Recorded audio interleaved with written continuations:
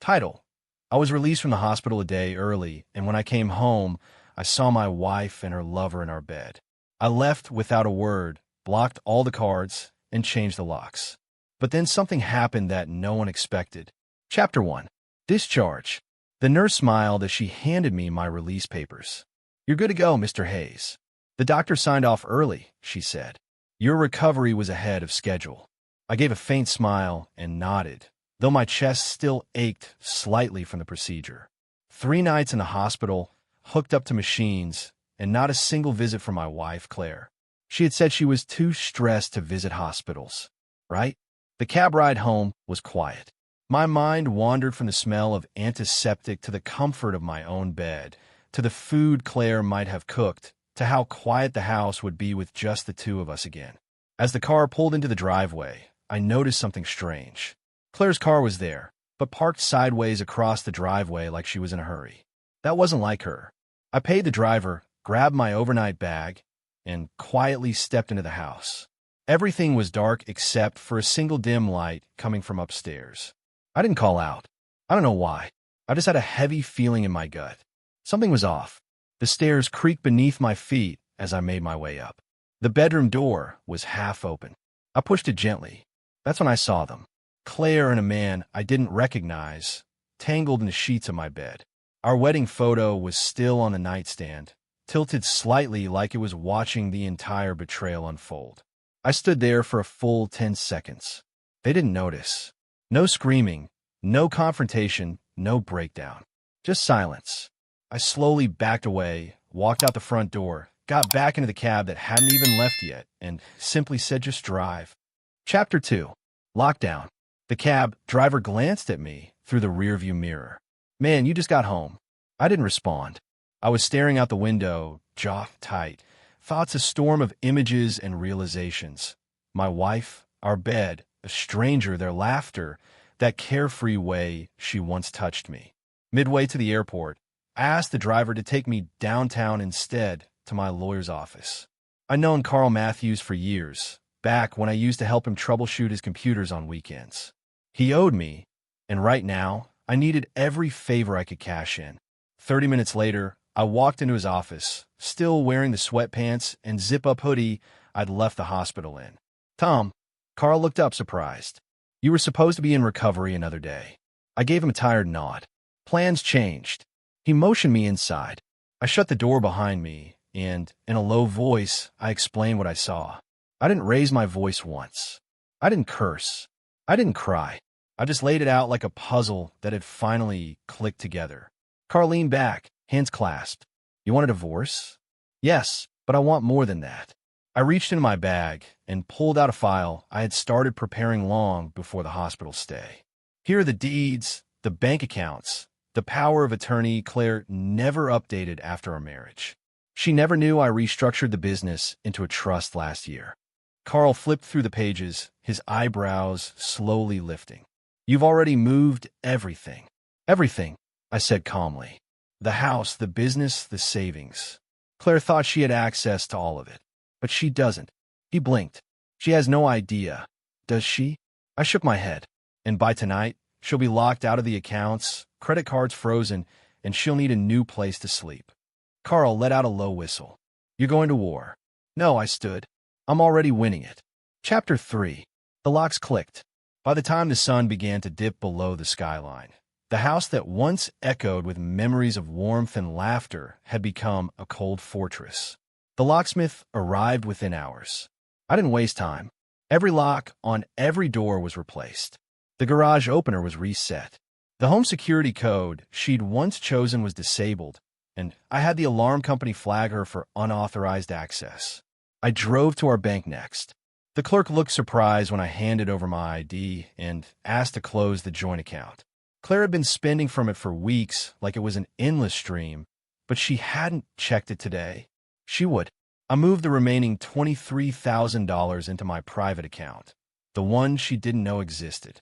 Then I signed a form that would freeze any activity under her name, citing financial fraud and unauthorized access pending investigation.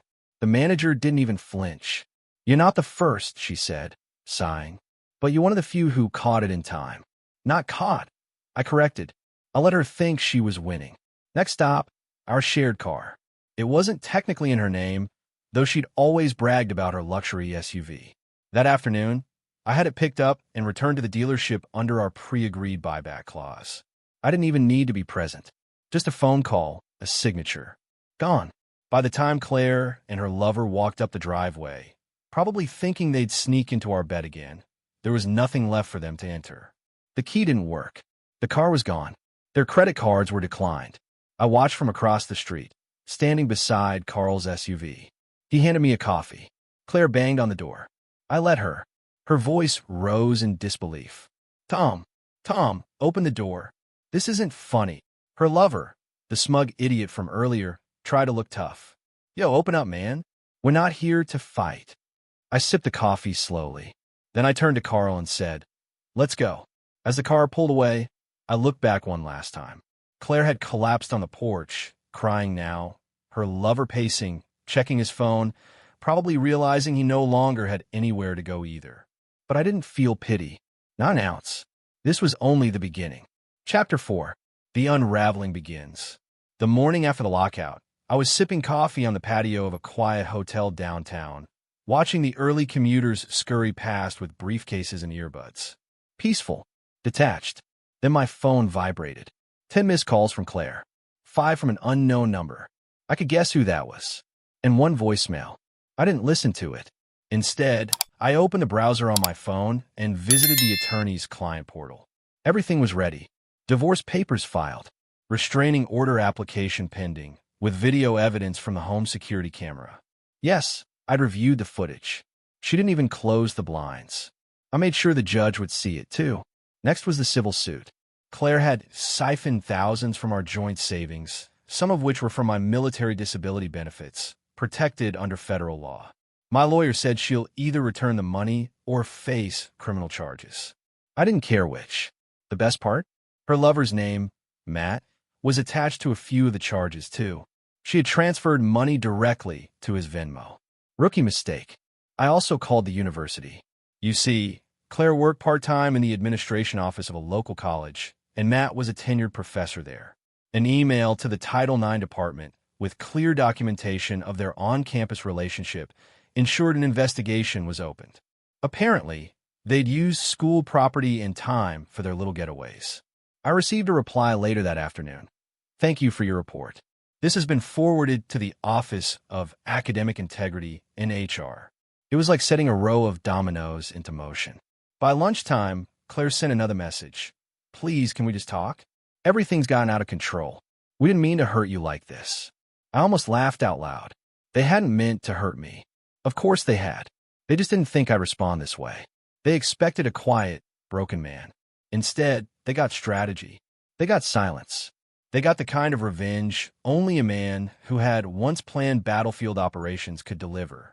And the best was still to come, because they hadn't yet realized who now owned the house and who was about to visit her family with receipts. Chapter 5. The family meeting. Claire's parents had always treated me like an obligation, a placeholder until she found someone better.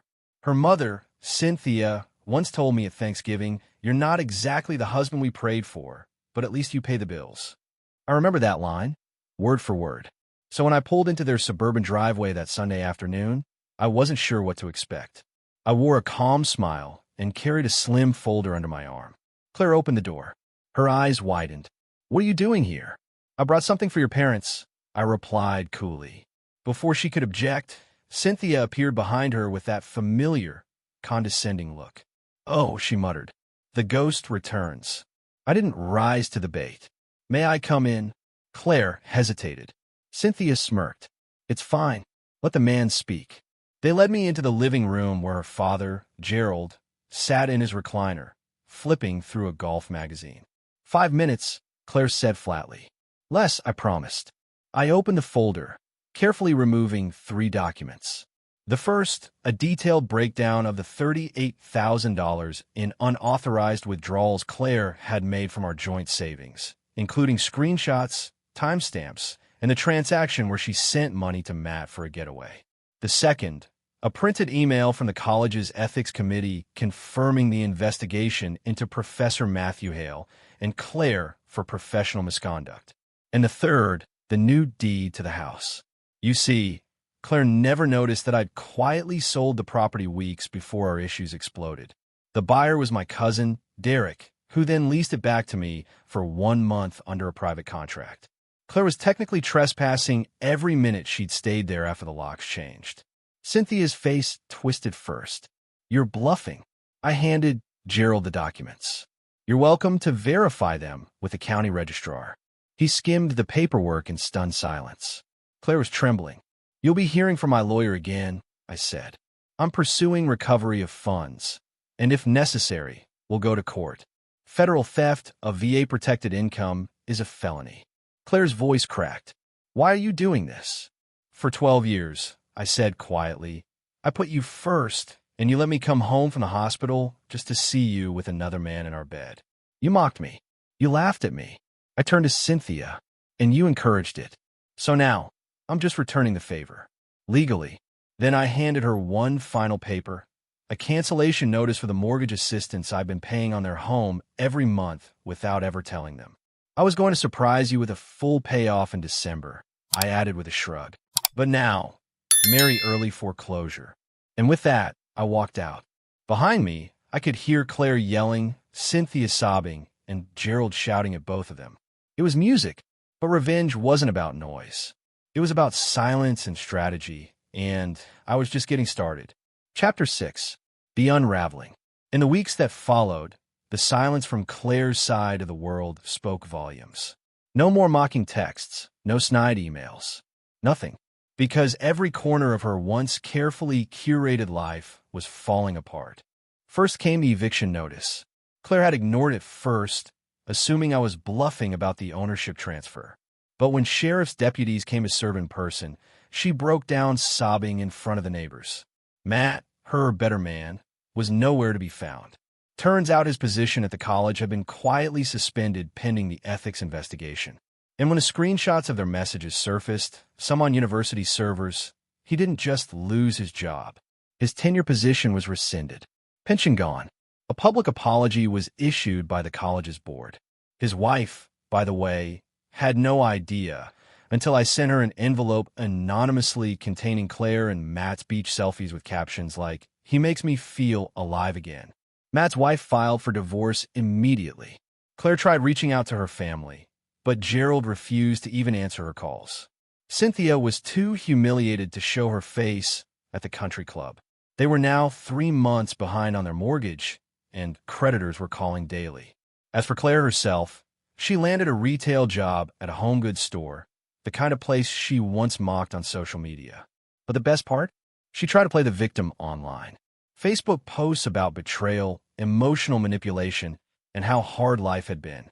Except I had receipts. So one day, I simply created a burner account and replied to one of her dramatic posts with a polite comment. "Didn't you mock your disabled husband for being hospitalized while you were with your affair partner in his bed? Curious if that's in your next post." 2. Dozens of people liked it. Some shared it. Others commented with shock. Her social circle eroded overnight. That night, she messaged me. "Claire, why are you doing this to me? Can't we at least talk?" Me, I did talk. For 12 years straight. You didn't listen. I blocked her. That was the last time I ever heard from Claire. Epilogue. 1 year later, I'm in a better place now, literally and figuratively. I bought a cozy cabin by a lake, close to the VA hospital. I go fishing some mornings, volunteer with fellow veterans, and I started a nonprofit that helps military families secure housing and legal aid, funded partly by the restitution Claire was court-ordered to repay. Every month, like clockwork, $523.19 lands in the nonprofit's account. Claire's monthly, court-ordered installment. People ask if I miss her. I don't. I just miss who I thought she was. But revenge? No, this wasn't revenge. This was closure. Was this revenge perfectly justified? Tell us what you think about this story in the comments below. Like the story if you think this story is justified. Share it with someone who needs this energy. And subscribe to Lauren's Story for more jaw-dropping tales of betrayal and justice. Because here, every lie has its reckoning, and every betrayal finds its shadow. Stay sharp, stay strong, and stay tuned.